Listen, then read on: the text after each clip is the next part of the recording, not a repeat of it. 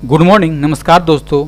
इस वीडियो में हम जितने भी प्रश्न देंगे पूरे डिटेल में और एक्स्ट्रा फैक्ट के साथ में दोस्तों। और आज इसमें जितने भी प्रश्न लिए गए दोस्तों पूरे एक से लेकर एक प्रश्न, इसीलिए आप इसको शुरू से लेकर लास्ट तक अवश्य देखिएगा। अगर आपको इस वीडियो का पीडीएफ चाहिए तो हमारे टेलीग्राम ग्रुप को ज्वाइन कर लीजिए, जिसका लिंक इस वीडियो के डिस्क्रिप्शन में मिल जाएगा। आप वहाँ से आसानी से डाउनलोड कर पाएंगे। दोस्तों ज़्यादा समय न लेते हुए चालू करते हैं आज के वीडियो का पहला प्रश्न।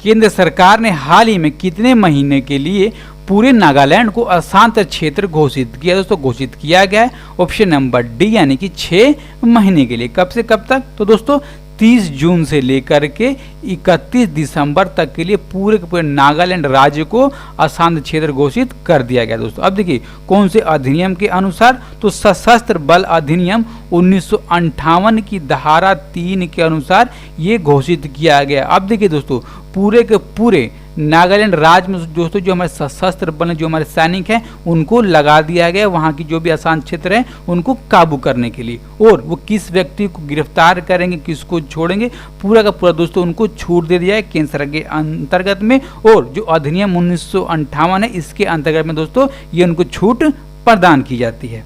ठीक है दोस्तों, अब आपने प्रश्न देखा बहुत अच्छे तरीके से। अब हम देखेंगे नागालैंड के बारे में। जो नागालैंड है दोस्तों इसकी राजधानी क्या है? तो उसकी राजधानी है कोहिमा तथा इसके चीफ मिनिस्टर है नीपियू रियो।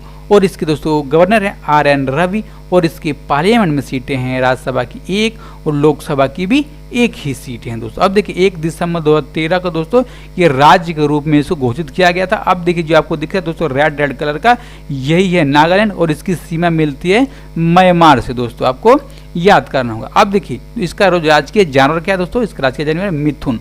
जो आपको ये दिख रहा है ये है मिथुन। इसका राजकीय बर्ड है बैलिथ का ट्रैगोपोन। फूल है रेडो ड्रैगन। और ट्री है दोस्तों एल्डर का पेड़। अब देखिए दोस्तों एक और प्रश्न पूछा जाता है कि आधिकारिक भाषा कौन सी है नागालैंड की? तो आपको याद करना होगा कि इंग्लिश यानी कि अंग्रेजी जो भाषा है वो इसकी आधिकारिक भाषा है नागालैंड की। पेपर में काफी अधिक बार पूछा जाता रहा है दोस्तों। ओके, अगला प्रश्न 2 नंबर के लिए। ICC के अध्यक्ष शशांक मनोहर के पद छोड़ने के बाद निम्न में से किसे चुनाव होने तक अंतरिम अध्यक्ष नियुक्त किया गया है? तो नियुक्त किए गए ऑप्शन नंबर सी, यानी कि इमरान ख्वाजा। अब देखिए दोस्तों जो इमरान ख्वाजा हैं ये ICC में प्रेजेंट टाइम पर डिप्टी चेयरमैन के पद पर, किसके? डिप्टी चेयरमैन के पद पर कार्यरत हैं। और इसीलिए इनको प्रेजेंट टाइम पर ICC का अंतरिम अध्यक्ष बनाया गया जब तक किसी और व्यक्ति की नियुक्ति नहीं की जाती है। ठीक है, अब देखिए जो शशांक मनोहर है दोस्तों वो लगभग 2 सालों के इनका दोस्तों कार्यकाल था। और 2 सालों के कार्यकाल में ये 2 बार लगातार ये अध्यक्ष बने ICC के। कब से दोस्तों बने थे? तो 2015 से ये अध्यक्ष है। जब इनका कार्यकाल खत्म हो गया तब इन्होंने इस्तीफा दे दिया। ठीक है दोस्तों, अब देखिए ये जो हमारे BCCI है, BCCI मतलब कि भारतीय क्रिकेट कंट्रोल बोर्ड, उसके 2008 से लेकर के 2011 तक में अध्यक्ष रहने का इन्होंने काम किया था। और BCCI के प्रेजेंट टाइम के अध्यक्ष कौन है दोस्तों? तो वह है सौरभ गांगुली, आपको याद होगा। ओके दोस्तों, अब हम जानेंगे ICC के बारे में। दोस्तों जो ICC है इसके फुल फॉर्म क्या है? तो इंटरनेशनल क्रिकेट काउंसिल। इसकी स्थापना हुई थी 15 जून 1909 को। इसका हेडक्वार्टर है दुबई में तथा इसके प्रेजेंट टाइम के CEO हैं Manu Shahani. Okay, next question. Indian oil corporation limited के अध्यक्ष का पदभार हाल ही में किसने संभाल लिया है? तो संभाल लिया ऑप्शन नंबर ए, यानी कि श्रीकांत माधव वैद्य ने। तब दोस्तों इनकी जब नियुक्ति की गई थी, जब इनको घोषणा किया गया था तब भी हमने प्रश्न बनाया था। और जब इनको दोस्तों पदभार इन्होंने संभाल लिया तब भी हमने प्रश्न बता कर आपको बताया। अब देखिए दोस्तों इन्होंने IOC यानी कि इंडियन ऑयल कॉर्पोरेशन को 2019 में ज्वाइन किया था। और तब से ये उसके बोर्ड के निदेशक के रूप में अपनी सेवाएं दे रहे थे। ठीक है दोस्तों, अब देखिए ये स्थान किसका लेंगे? तो ये स्थान लेंगे संजीव सिंह का। ये स्थान लेंगे। जो संजीव सिंह है दोस्तों ये सेवानिवृत्त हो गए, रिटायर्ड हो गए। कब? तो 30 जून को ये रिटायर्ड हो गए हैं, आपको पता होगा। अब देखिए जो श्रीकांत माधव वैद्य हैं दोस्तों वो चेन्नई पेट्रोलियम कॉर्पोरेशन लिमिटेड का चेयरमैन और एक IOC का दोस्तों एक संयुक्त उपक्रम है इंडियन ऑपरेटिंग लिमिटेड, उसके अध्यक्ष के रूप में, उसके प्रेसिडेंट के रूप में भी दोस्तों ये काम करेंगे, अपनी सेवाएं देंगे साथ साथ में। Okay, next question. हाल ही में केंद्रीय फिल्म प्रमाण बोर्ड के सीईओ के रूप में किसे नियुक्त किया गया है? तो नियुक्त किए गए ऑप्शन नंबर यानी कि रविंदर भाकर। ये हैं कौन? तो ये इंडियन रेलवे स्टोर सर्विस के 1999 बैच के एक अधिकारी हैं। और दोस्तों इस नियुक्ति से पहले ये अपने दोस्तों सेवाएं दे रहे थे पश्चिमी रेलवे के सचिव और मुख्य जनसंपर्क अधिकारी के रूप में। कहा? पश्चिमी रेलवे के सचिव और मुख्य जनसंपर्क अधिकारी के रूप में ये अपनी सेवाएं दे रहे थे। अब देखिए दोस्तों इनको पुरस्कार मिला है किससे? तो जो भारत के रेल मंत्री हैं दोस्तों उनसे पुरस्कार मिला है। किसके क्षेत्र में? तो दोस्तों पश्चिमी रेलवे और मध्य रेलवे के लिए महाप्रबंधक का जो पुरस्कार है वो इनको मिला है रेल मंत्री के तरफ से दोस्तों। ठीक है, आपको याद करना होगा आपको।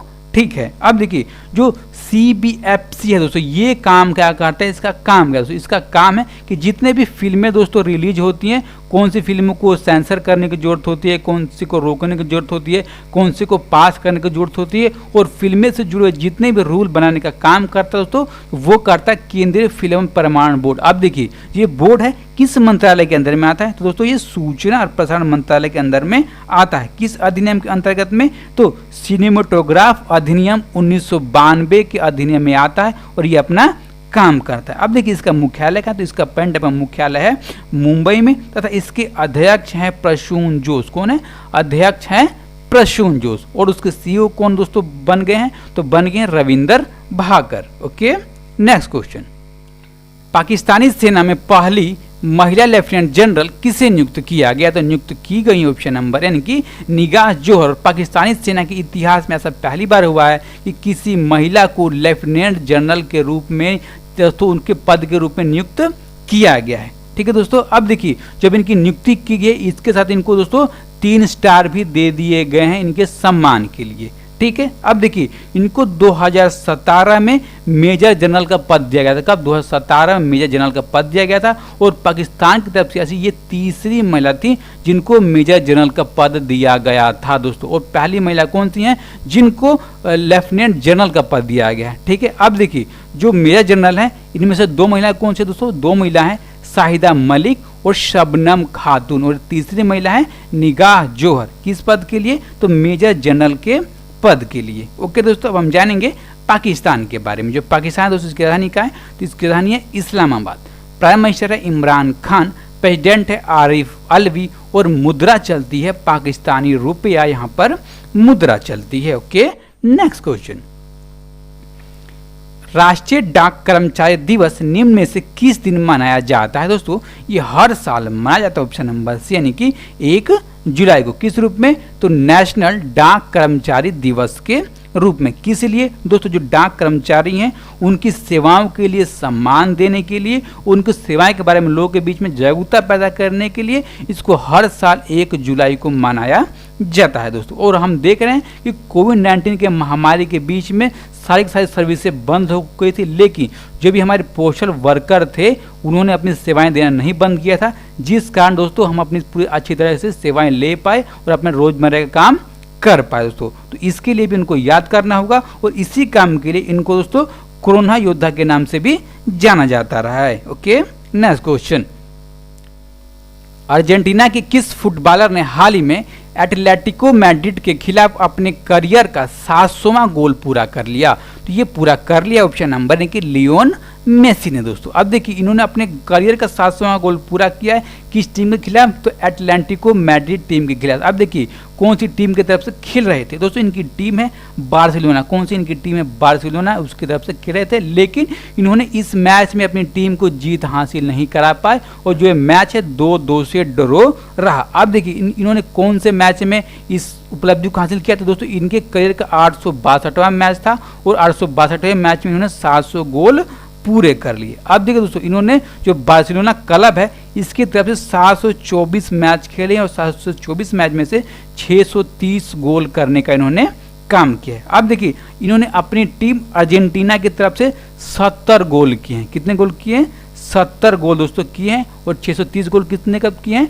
तो बार्सिलोना की तरफ से किए हैं दोस्तों। और दोस्तों ऐसा करने वाले यानी कि 700 गोल करने वाले ये दुनिया के 7वें खिलाड़ी बन गए हैं दोस्तों। अब देखिए सबसे पहले खिलाड़ी कौन थे, तो सबसे पहले खिलाड़ी थे ऑस्ट्रेलिया, क्या नाम है, तो जेसेफ बिकॉन, और इन्होंने 805 गोल मारा हुआ है अब तक हाईएस्ट। ओके, नेक्स्ट क्वेश्चन देखेंगे दोस्तों, और उससे पहले देखें हम अर्जेंटीना के बारे में। जो अर्जेंटीना है इसकी राजधानी है ब्यूनस आयर्स, प्रेसिडेंट है अल्बर्टो फर्नांडिस, और मुद्रा चलती है, करेंसी चलती है peso. Okay, next question 8 number के लिए, किस वरिष्ठ राजनयिक को जेनेवा में संयुक्त राष्ट्र और अन्य अंतर्राष्ट्रीय संगठनों के लिए भारत के अगले स्थायी प्रतिनिधि के रूप में नियुक्त किया गया है, तो नियुक्त किए गए ऑप्शन नंबर यानी कि इंद्रमणि पांडे को नियुक्त किया गया। ये दोस्तों 1990 बैच के एक भारतीय विदेश सेवा के अधिकारी हैं। ठीक है दोस्तों, अब देखिए प्रेजेंट टाइम पर जो विदेश मंत्रालय है उसमें अतिरिक्त सचिव के रूप में अपना सेवाएं दे रहे हैं, वहां पर कार्यरत हैं दोस्तों। ठीक है, और देखिए इन्होंने लगभग अपने 3 दशक यानी कि 30 सालों के करियर में इन्होंने दोस्तों दशमिक, काहिरा, इस्लामाबाद, काबुल और मस्कट में दोस्तों जितने भी भारत के मिशन हुए उसमें अपनी सेवाएं दी, वहां पर उन्होंने अपना कार्य करने का काम किया है। ओके, अब हम देखें दोस्तों यूनाइटेड नेशन के बारे में। जो यूनाइटेड नेशन है इसकी स्थापना कब हुई थी, तो 26 जून 1945 को। हेडक्वार्टर है न्यूयॉर्क सिटी। मेंबरशिप कंट्रीज हैं 193। ऑफिशियल लैंग्वेज है 6, Arabic, Chinese, English, French, Russian और स्पेनिश।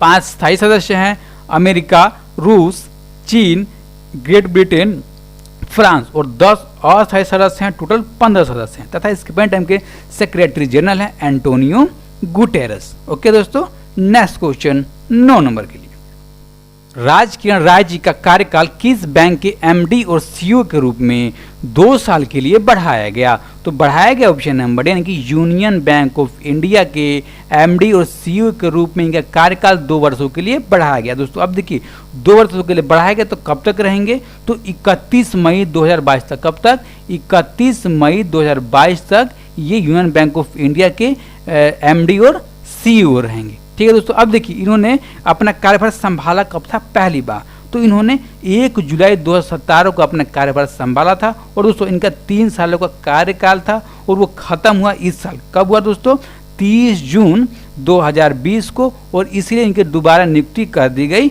एमडी और सीईओ के रूप में। ओके दोस्तों, अब देखिए जो यूनियन बैंक ऑफ इंडिया है इसकी मुख्यालय कहाँ है, तो इसका मुख्यालय है मुंबई में, तथा इसके बैंक नाम के अध्यक्ष और गैर आधिकारिक निदेशक हैं केवला हांडा। कौन, केवला हांडा। ओके दोस्तों, अगला प्रश्न 10 नंबर के लिए और लास्ट प्रश्न, किस आईआईटी ने प्रोग्रामिंग और डेटा विज्ञान में दुनिया की पहली ऑनलाइन बीएससी डिग्री तैयार की है, तो तैयार की गई ऑप्शन नंबर ए यानी कि आईआईटी मद्रास की तरफ से। अब देखिए दोस्तों इसको एक ऑनलाइन वेबिनार के माध्यम से भारत के परिणाम के एचआरडी महेश यानी कि मानव संसाधन विकास मंत्रालय के मंत्री हैं रमेश पोखरियाल निशंक, उन्होंने इसको लॉन्च किया, और इसको बनाया किसने, तो आईआईटी मद्रास ने दोस्तों। अब देखिए इसको बनाया क्यों गया है दोस्तों, इस कार्यक्रम के माध्यम से 2026 तक भारत में 11.5 मिलियन नए रोजगार पैदा करना इसका मेन लक्ष्य है, इसीलिए इसको घोषित किया गया। अब देखिए इसमें एडमिशन कौन ले सकता है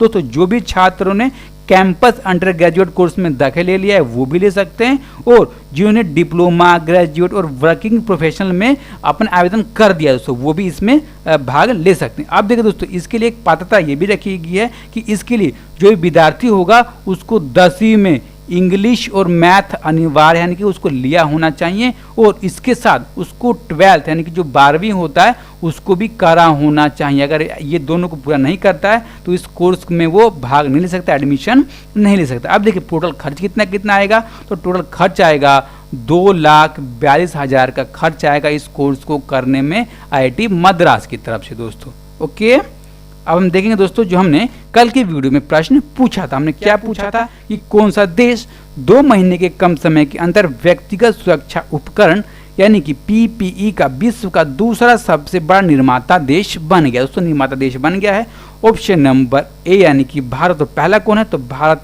पहला दोस्तों चीन, आपको याद होगा। अब देखिए इस प्रश्न का सही जवाब किसने दिया है, तो विजय कुमार, कुणाल कुमार सिंह, मयूरी, भारद्वाज और सरकारी फार्म, इस सब दोस्तों इस प्रश्न का सही जवाब दिया है। अब हम देखेंगे आज का प्रश्न दोस्तों। आज का प्रश्न है विश्व की सबसे अधिक वेतन पाने वाली महिला एथलीट कौन सी हैं। अब देखिए 4 ऑप्शन, इसमें सही जवाब एक होगा, आपको पता ही है, और इसका कमेंट में जवाब दोस्तों देना, जितना भी आपको आता होगा सारा का सारा आप लिख दीजिएगा। अगर आप लिख देंगे तो आपको सही से याद हो जाएगा। ओके, और जो भी दोस्त इस चैनल पर नए हैं चैनल को सब्सक्राइब करें, वीडियो को लाइक करें तथा ज़्यादा ज़्यादा लोगों तक पहुंचाने के लिए अपने स्टडी रिलेटेड ग्रुप में शेयर करें। ओके, अपना ख्याल रखिए। धन्यवाद, नमस्कार।